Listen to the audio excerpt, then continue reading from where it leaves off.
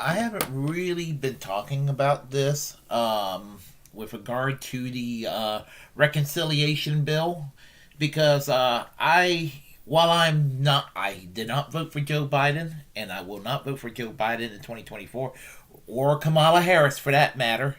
And even though I am independent of the two party system in many ways, um, yeah, sometimes I do have to hold my nose and vote for a Democrat, and I'm about ready to stop that shit 100%. And but the thing about it is that even though I am outside the system politically speaking, um, I have to do damage control sometimes for Democrats that I do not like. And it makes me feel dirty to do this. And I've been trying to find a way to overlook what's in the reconciliation bill that Janet Yellen, the Treasury Secretary, is proposing, which would basically monitor all transactions over $600. Very dystopian when you think about it. And it's really weird coming from someone like myself because I do favor soaking the wealthy in taxes. I mean, I am for going after the wealthy and going after them hard. And finding ways to sponge as much out of the milk, as much taxes out of the wealthy as possible.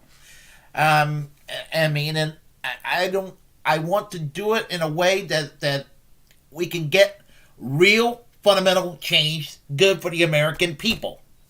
Now, with this reconciliation bill that's coming up, the American Rescue Plan and all that, we're talking about probably one of the most meaningful, even though it doesn't go far enough, perhaps one of the most meaningful legislation in decades. Probably, I would say, probably one of the best bills that can come along since FDR's New Deal and LBJ's Great Society to that level. And I'm going to tell to the conservatives, everybody like, oh, that's terrible. No, it doesn't go far enough. But here's some of the 3.5 trillion that we need that is going to fund these programs over a 10-year period. It's not as expensive as people make it out to be. And what's included basically is, I mean, what's included is lowering prescription drug prices, allowing the U.S. government to negotiate for lower drug prices for senior citizens. That's very reasonable. That has broad-based support. Even people who do not support the kind of solutions to healthcare that I would support, even some conservatives do not look at allowing the U.S. government to negotiate for lower prescription drug prices for our seniors as something terrible. An old fart like Mitch McConnell be like, "That's terrible. That's terrible. We don't want the government to negotiate for lower drug prices." I mean, that's what you got to deal with versus, what Bernie Sanders wants to do with healthcare. You know, and how in the world people could fundamentally, or at the end of the day, listen more to Mitch McConnell than a Bernie Sanders on healthcare is beyond me sometimes. But yeah, but lowering prescription drug prices, that has broad-based support. Lowering Medicare eligibility down to 60, that has broad-based support. I'm not going to hold my breath on that one, but I mean, I do hope it takes place. Now, again, my position when it comes to healthcare, at the minimum, Medicare for all, like they have in Canada. What I will ultimately want in healthcare to be like the UK and have a national health service. I favor full blown socialized medicine. Make no apologies about that. But I would settle for Medicare for all, and I would settle for 60 eligibility for Medicare right now. 2-year free tuition for community colleges.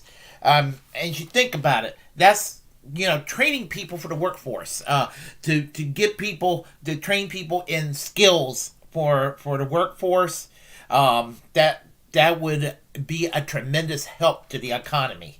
Um, One of my professors at East Carolina, he was basically a mentor of mine, David Conrad, basically said that community college graduates are the great unsung heroes of the United States economy. And he's right. And if you don't know who David Conrad is, I don't know if he's still the head of the political science department. I don't even know if he's still alive. But from East Carolina, he was the head of the political science department at East Carolina. A great influence as far as college professors into my politics. And he's German American from Wisconsin initially, and has ties with the Social Democratic Party of Germany, and he's basically a DSA style Democrat here in the United States. Anyway, but he was talking about how we can look to Germany as a model for how they do their economy, and Germany's one of the most prosperous economies in the world, and they done a lot of good. And even though I am a protectionist, Germany is able to engage in global trade in a way that is beneficial to their population, and we need an economy that's going to go and look out for American workers. I favor protectionism. Actually, what I favor is fair trade. Is what I favor. So, yeah, global trade is fine if you can do it without corporate manipulating everything. No more corporate manipulation. And I'm getting long-winded, and I'm so sorry about that. But as I said, lower prescription drug prices, Medicare eligibility to 60, 2-year free tuition college, community college, and yes, and universal pre-K. And I believe there's a family parental leave included in this package. It's a damn good package, and we need this. And I'm going to go into the video in just a short moment here, but let me just say that the controversy is a part of that package on how we're going to pay for it, and to go after the rich. But what they think would be an effective way, and I have to scratch my head about it, is to monitor transactions over $600. And well, I got a lot to say about that, but you probably know what you're going to hear from Fox Business. So I'll let you hear it, and then I'll give you my take, my additional take on it.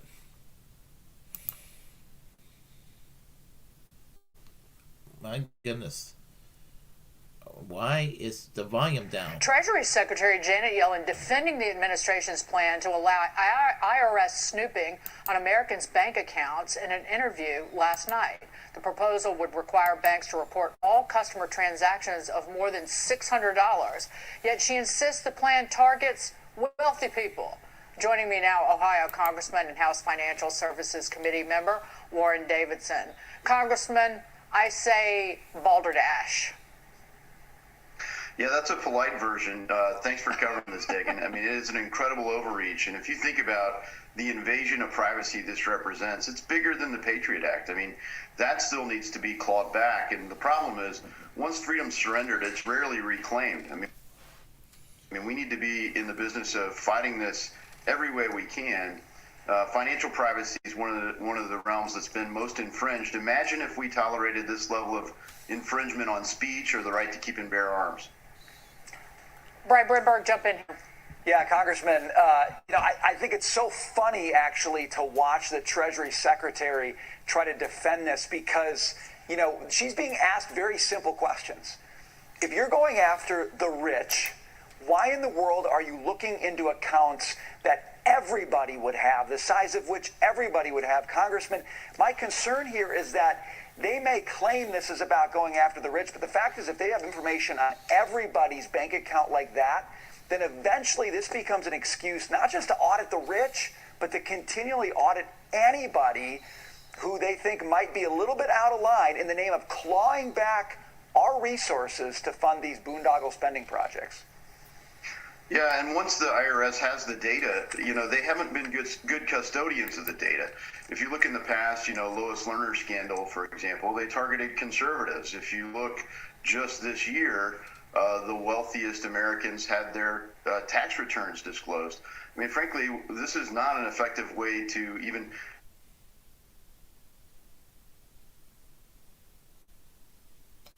Ooh, hold on. If you wanted to tax the wealthiest, you wouldn't even look at the income tax. Jeff Bezos is not going to sell his Amazon shares. You would tax consumption, and obviously the wealthiest consume far more than the average American.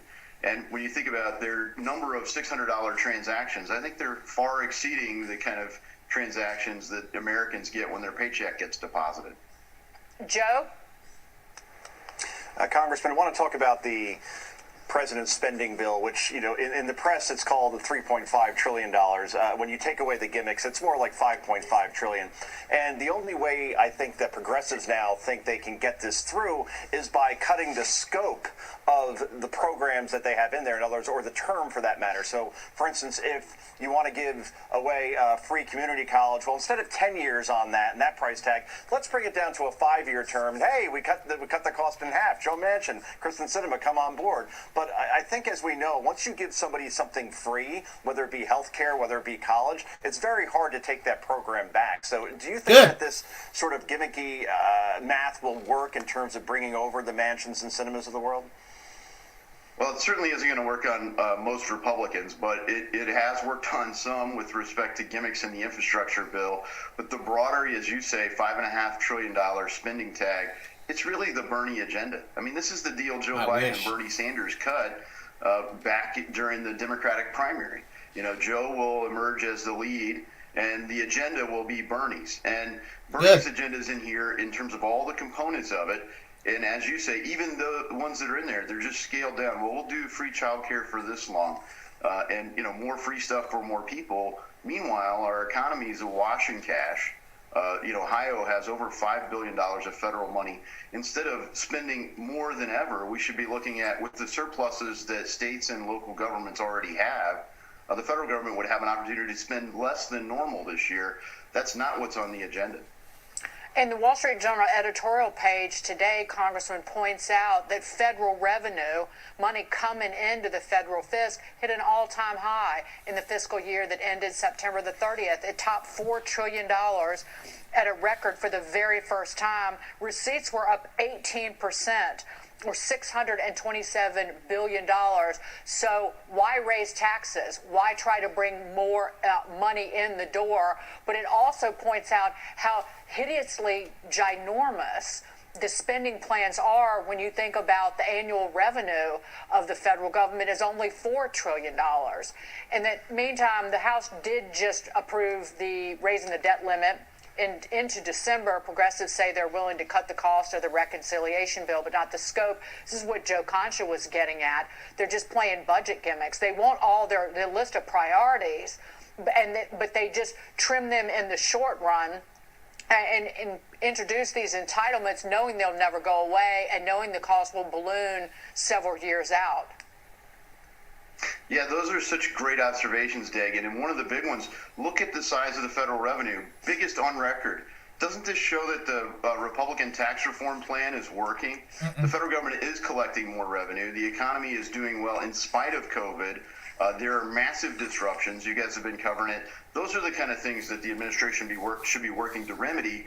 Instead, they're looking at crippling our economy with the biggest tax increases ever. They're looking at all the things that I came to Congress to stop, frankly.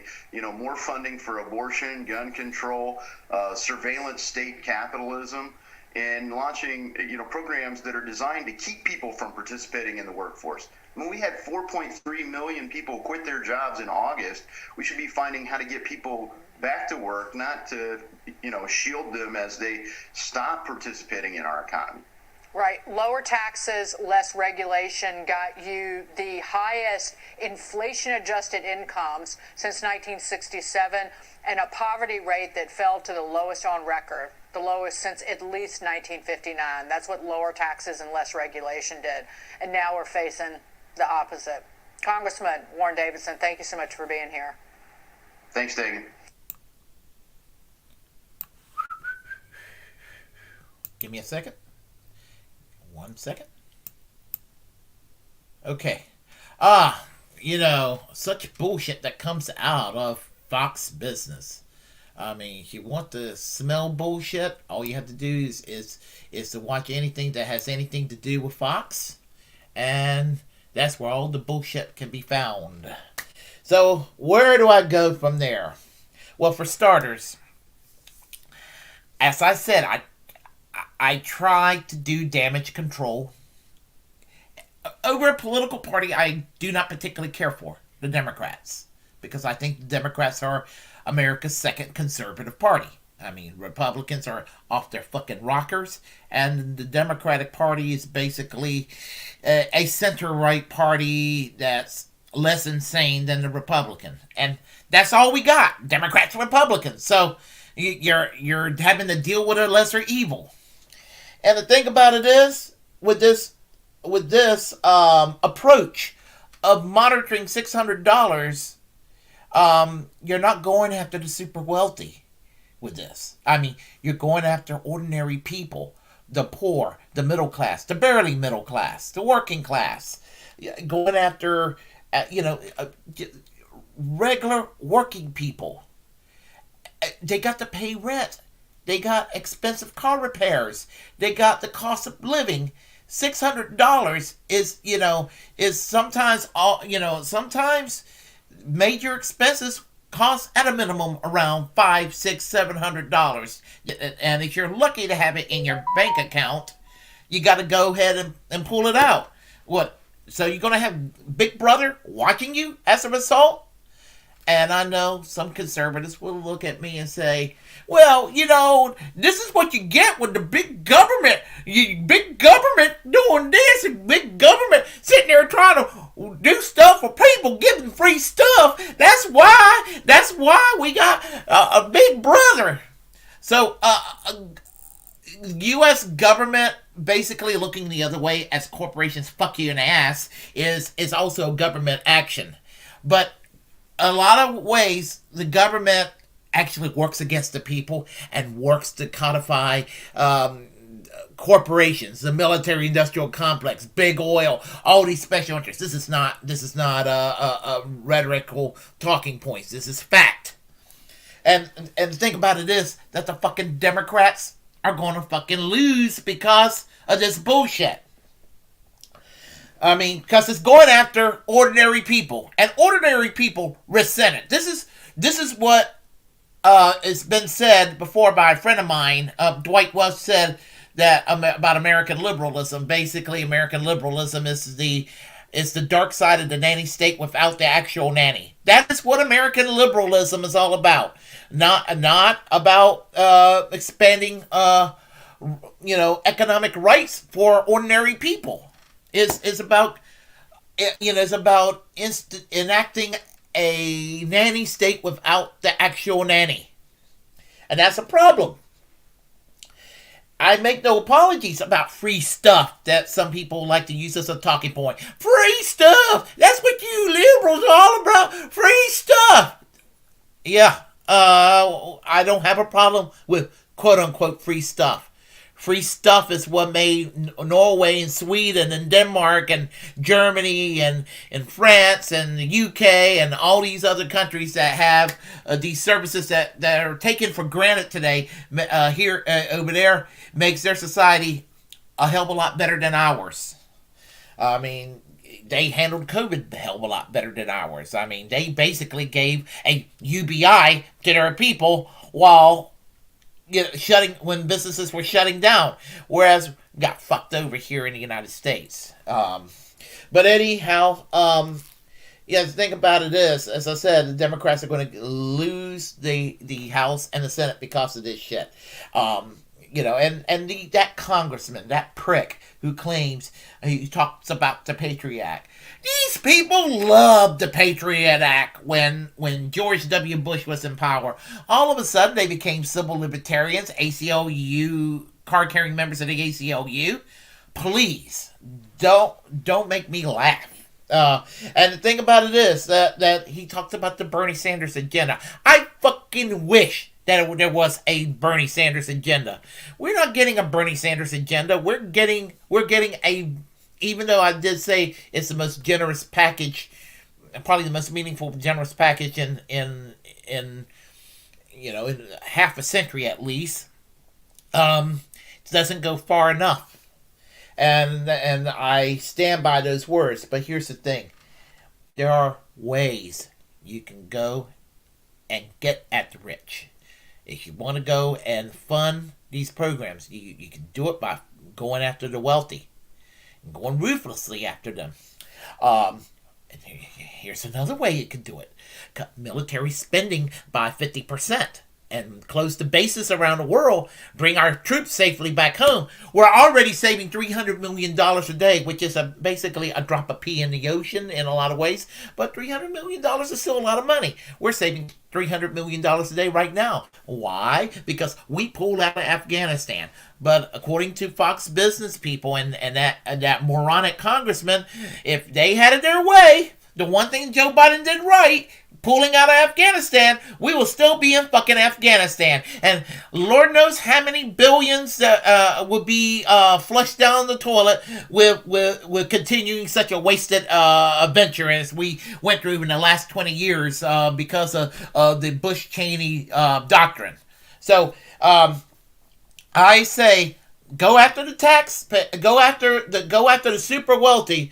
Don't sit there and go after poor and middle class and people and monitoring them and acting like that. Basically, having a dystopian society. This shit's going to make the Republicans going to make the Republicans message sound palatable to people.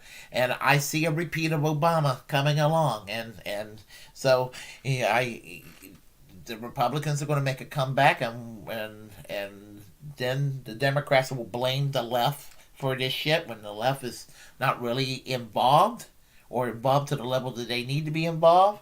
And I am frustrated like you can't believe. The Democrats certainly know how to fuck themselves over every fucking time. And it's frustrating as hell. It's like the Democrats get the White House, they get the president, they get the White House, they get the U.S. Senate, they get the U.S. House of Representatives, and then they're too fucking scared to govern effectively. But when they do govern, they know how to do it in a way which overreach. And it's frustrating as hell. And this is why we can't have nice things. And then the Republicans paint an inaccurate picture that somehow that the Democrats are a bunch of socialists when they're not. They're not. As I said, the Democrats are America's second conservative party, and this is frustrating. And I'm going to leave it at that. If you like what you heard, press like and comment. If you disagree, well, comment anyway. We'll have a conversation. As a First Amendment absolutist, it's my duty to inform you to create your own platform and utilize it because we are, in fact, the muckrakers of our time. As I said, share content on this channel. Feel free to subscribe, hit that notification bell. And until next time, I am American Social Democracy. Peace, class struggle now.